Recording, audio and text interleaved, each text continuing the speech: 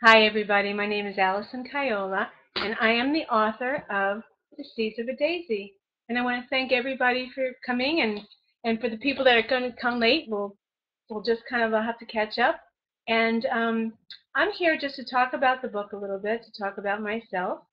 And I know a few of you have read the book, some of you haven't. And we have a whole bunch of people who have emailed in that they can't watch the webcast, but they have questions to ask. So I'm really excited to answer those questions, maybe read a little bit about the book. And I have Jimmy here. The reason I'm starting at 3 o'clock Eastern Time is because Jimmy, who's my assistant, is he's actually in rehearsal for an off-Broadway show. So Jimmy, say hi to the people. Hi, hello. Hi, Jimmy. And what kind of show is this? Tell us. This is an off-Broadway production on. It's called Making a Mark: Five Right. Short Plays, written by my friend Camille Arnone, and it's five short plays, and each one is very different. And where is it going to be? Abingdon Theater. And when is it going to be? It's going to be this Saturday and this Sunday. Saturday at 3 o'clock p.m., 8 o'clock p.m., and Sunday at 2 o'clock p.m. Perfect. So. Okay, so you can go back to being an assistant. We have Emma, who's my dog, on my lap. So she starts crying. Don't think it's Jimmy. Here's Emma. So basically, The Seeds of a Daisy is the story of a girl, and she's around a young woman, and she's around 29, and she's been a child actress since she was young. And a lot of you know a little bit about my past, that I'm a writer, that I spent a lot of years in LA and Hollywood writing, and also as a PR executive. And many of you know that my son J.D. Daniels has been an actor since he was a child. So a lot of the book um, is inspired by real life events that happened to me, and I just kind of wrote about it. And it's not exact, so when you read it, you shouldn't say, "Oh my goodness, is that really what happened?" But some of the instances did happen. And anyway, so let me just tell you a little bit about the book. First of all, I have my wine, and I told you I would bring my wine, and I'm going to toast everybody and take a sip. Terrific. Okay, so basically the story is about Lily. It's Lily, and it's also her mother Daisy, her story. Lily is 29 years old, and she was a child actress who's grown up, and she's now starring in a show very, very similar to Grey's Anatomy. And the book opens up where she has just found out in a very terrible way that her boyfriend is planning on cheating on her. Not even that he's cheated on her, he's planning on it. It's like all premeditated. So she finds that out, and she is devastated. Now this girl she's a sweet girl, but she's a little bit, no, she's a lot of bit dependent. She's dependent on her mother, who used to be her manager. Now her mother, Daisy, is a world famous author. She's got best-selling books, and she's pretty well known, but she really helped her out, with her career since she was a child actress.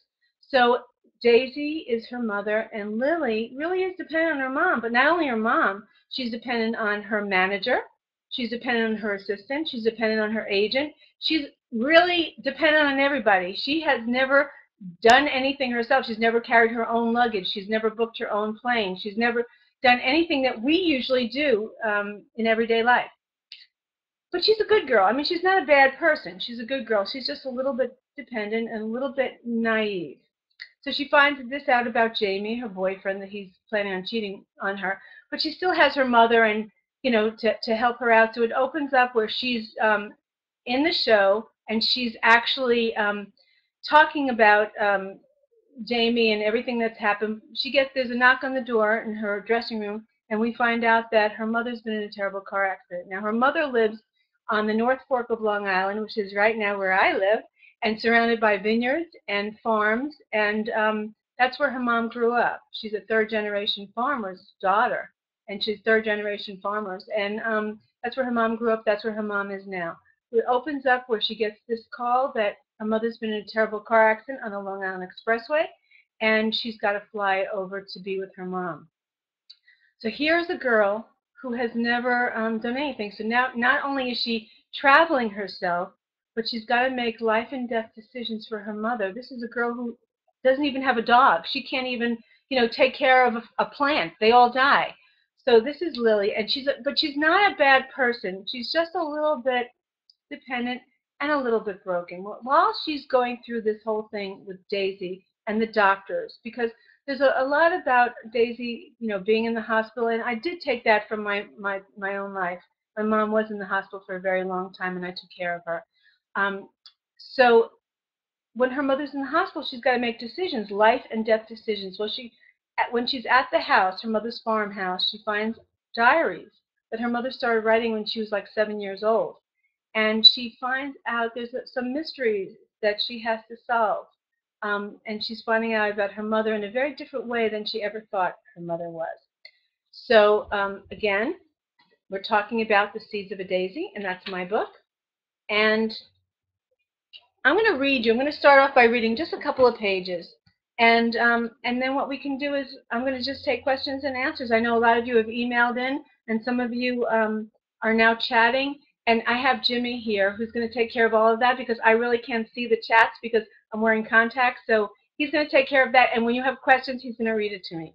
Okay? So let me just read you a little bit. Now, this chapter takes place when it's a flashback.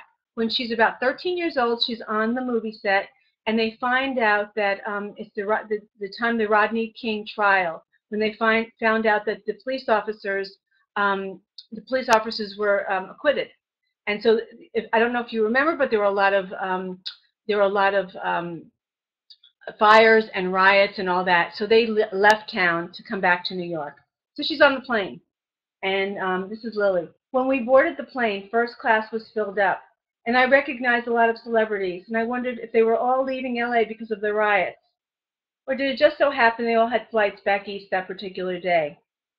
I settled into my seat next to the window, and Mom pulled out her book. She always read a book during takeoff. I guess that was her version of my Xanax. Her face seemed more relaxed. I felt relieved, like she looked like my mother again. She wasn't that worried. I looked at the book she was reading. It was titled "You'll Never Eat Lunch in This Town Again." And I asked Mom what the story was about.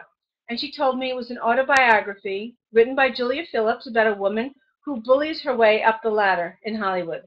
Years later, I read the book. My mother should have said she bullied and screwed her way up the ladder. But of course, my mother left that part out.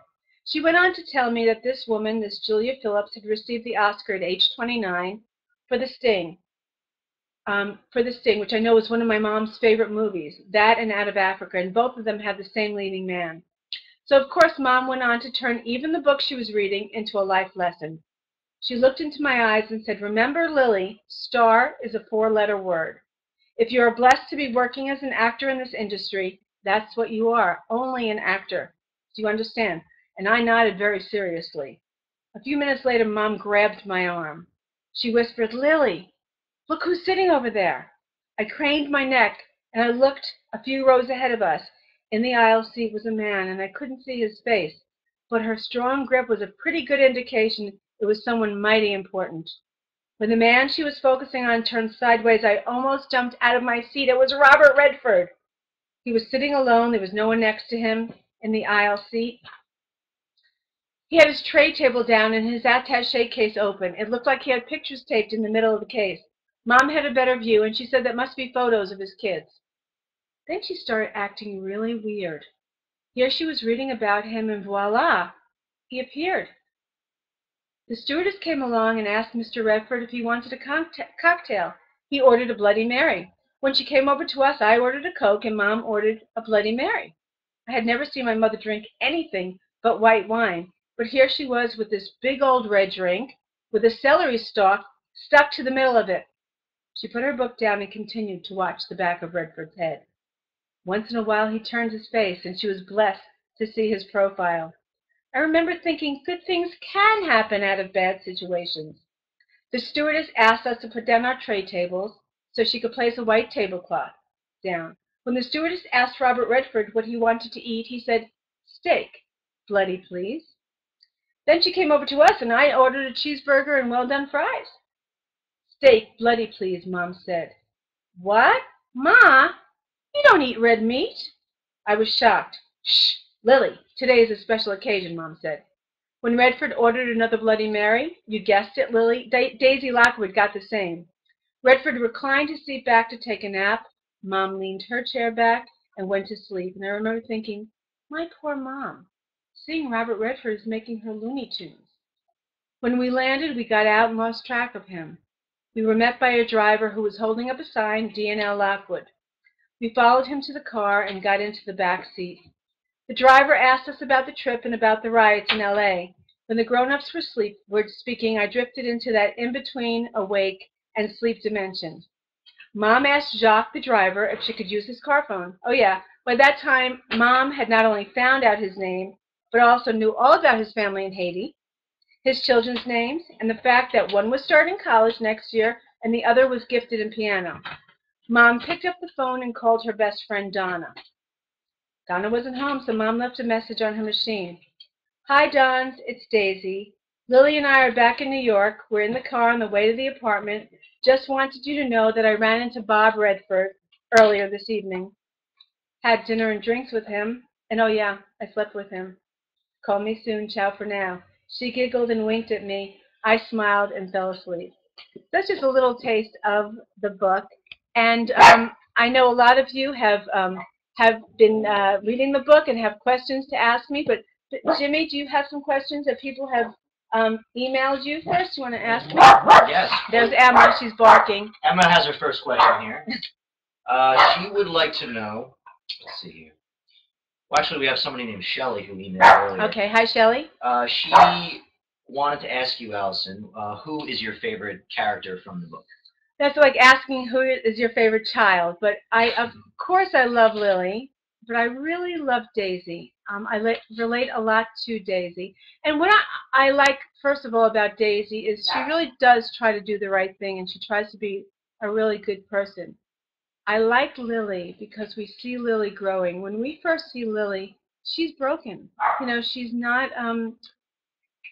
whole. But you know what? None of us are whole all the time. Sometimes we have problems, and sometimes we're upset, or we are not living up to everybody's hope and belief for us. So I love Lily. I love Daisy. She's a good mom. She's fun. She and her friend Donna go way back, and they have great adventures. And also, a lot of Daisy's friends are fun.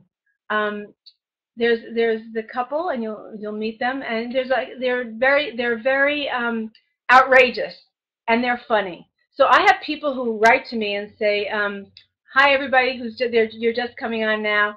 I have people who write to me and say, we just love her friends. Do you know people like that? Well, first of all, yes, I do know a lot of people like that, and I did.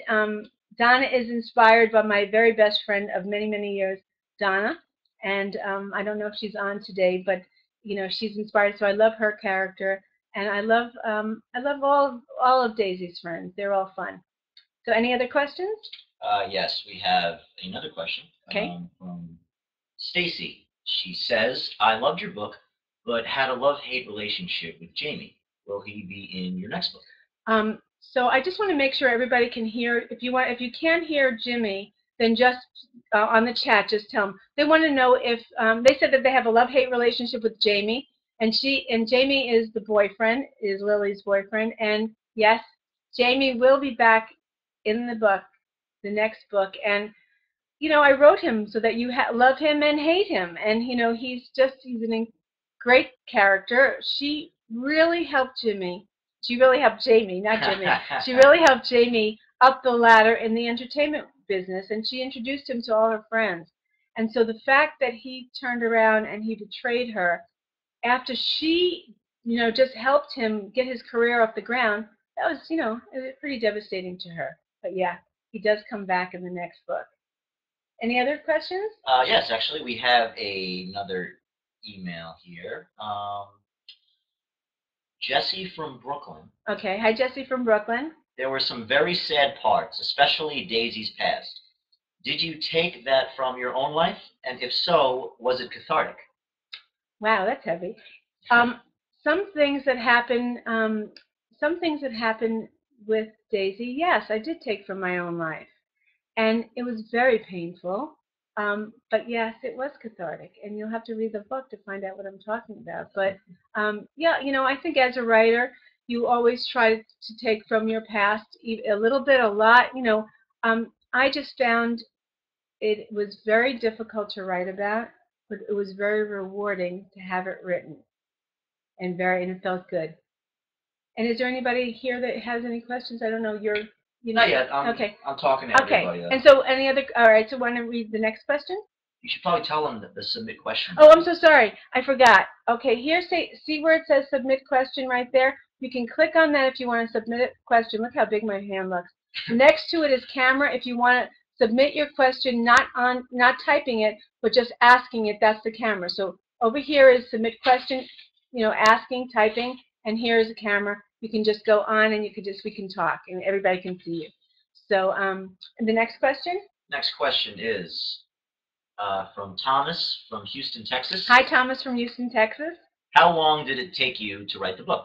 The book was going really, I started February 2008, and it was going really well. Everything was going pretty quickly, and about 6 months later, I hit just kind of like a wall. And that was the part where the mom was in the hospital. Because I related so much to my mom being in the hospital, it was so painful to me.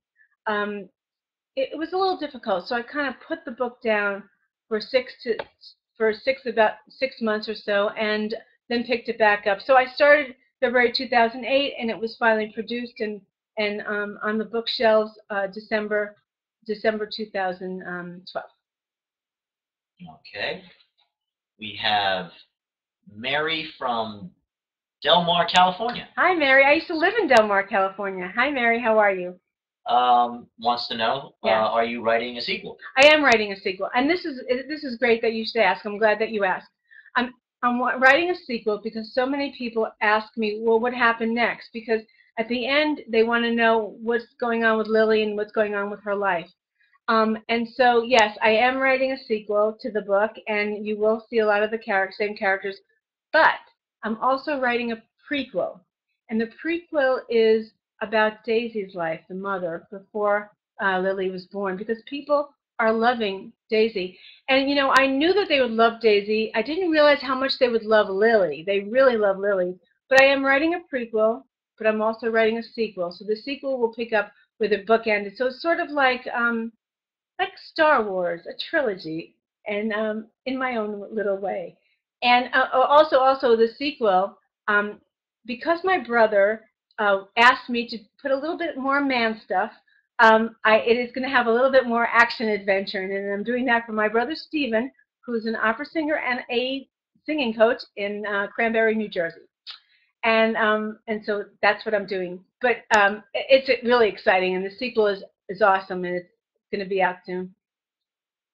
Okay, we have another email from Lori from New York City. Hi, Lori from New York City.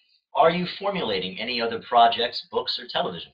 Well, I just told you I'm writing the sequel and the prequel, and many of you know that I'm in the process of writing a web series, TV series that we're going to pitch to TV called The Time Chronicles, and it's actually different than anything that I've ever done before. It's action adventure. It's buddy movie funny.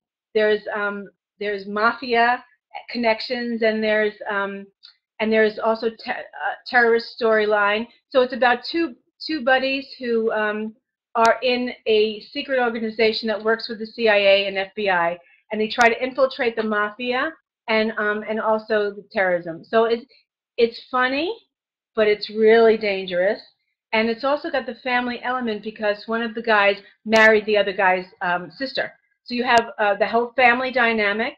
You have war veterans, family dynamic. So it's a little different, and I'm enjoying writing it. So it's called The Time Chronicles. We're going to have a webcast and hopefully bring on some of the cast members. And we have some wonderful cast members. Great cast. Great cast. Well, Jimmy is one of the cast members. But we have J.D. Daniels, who you probably know from The Mighty Ducks and Full House, and he's going to be in it. And Doug Phillips will be in it. And we have David Valsin, who we love, who's awesome. Our mafia kingpin, and he'll be in it. He's also on Scarface right now. I mean, he's also on Person of Interest. He's Scarface right now. And yes, we have a lot of great people who you recognize from TV. We have another question. And I am going to take a drink. Oh, absolutely. Everybody at home, have a sip. Cindy from San Francisco. Hi, Cindy from San Francisco. Do you have any advice for aspiring writers? Ah, that's a good question. Yes. Write, always write, and try to write every single day. And then gather a community around you of people who you really trust, writing groups, people who are writers, people who are starting out that you can get really good feedback from, and just write every day. And as a writer, some of you are writers, I'm sure, you know that if you don't write, you just feel like you're, just out of, out of sorts, and you don't feel right. Try to write every single day, and have people around you who you trust, and have good judgment. Any other questions? Yes, actually, we just got a live question from Judy Goodspeed. Okay, hi Judy. Does she want to come on camera, or is she just asking? Well, she already asked the question. Okay, here. go ahead. What is the question? Hi, she Judy. Says, "Hi, Alison. It's great to see you in this format. Do you have any plans to bring the Seeds of a Daisy to a movie format?" I would love.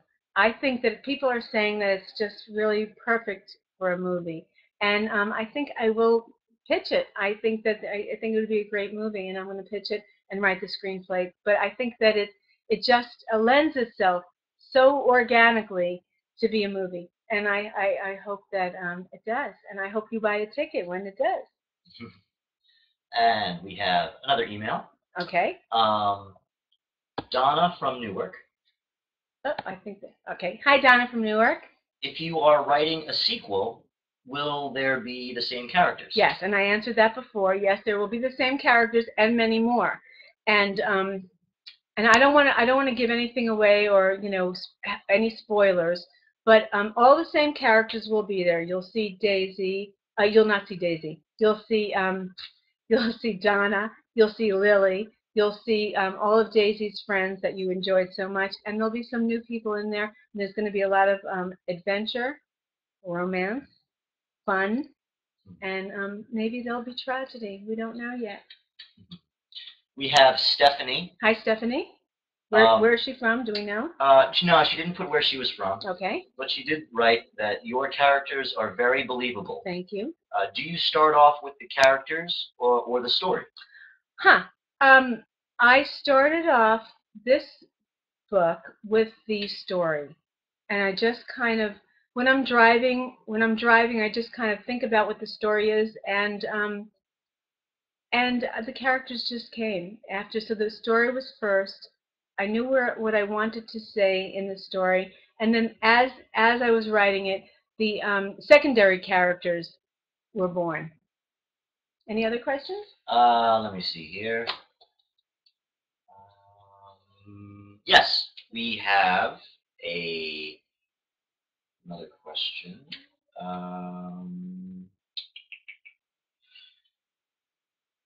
Jimmy, he's trying to read the emails now, so let's just give him a second. Here we go. Here we go.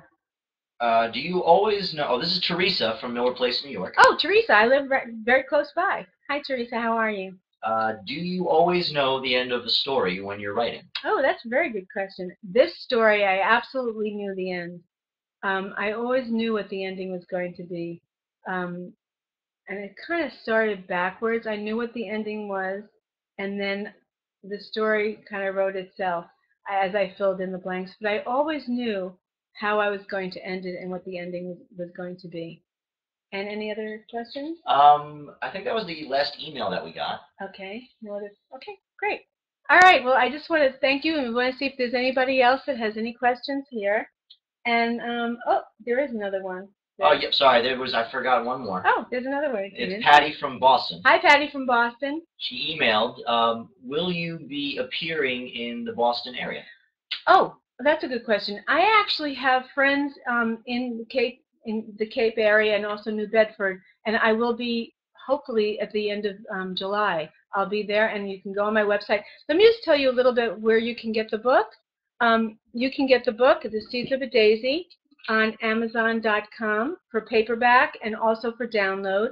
Barnes & Noble for download and also for the Nook.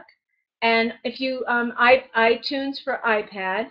And if you want a an autographed copy, just go to www.theseedsofadaisy.com and buy it there, and I will autograph it, and we'll have my assistant send it out to you, and you'll get it within a couple of days. And if there's no other questions, I hope that you enjoy the show, the webcast, and I hope you enjoy the book. Take care now.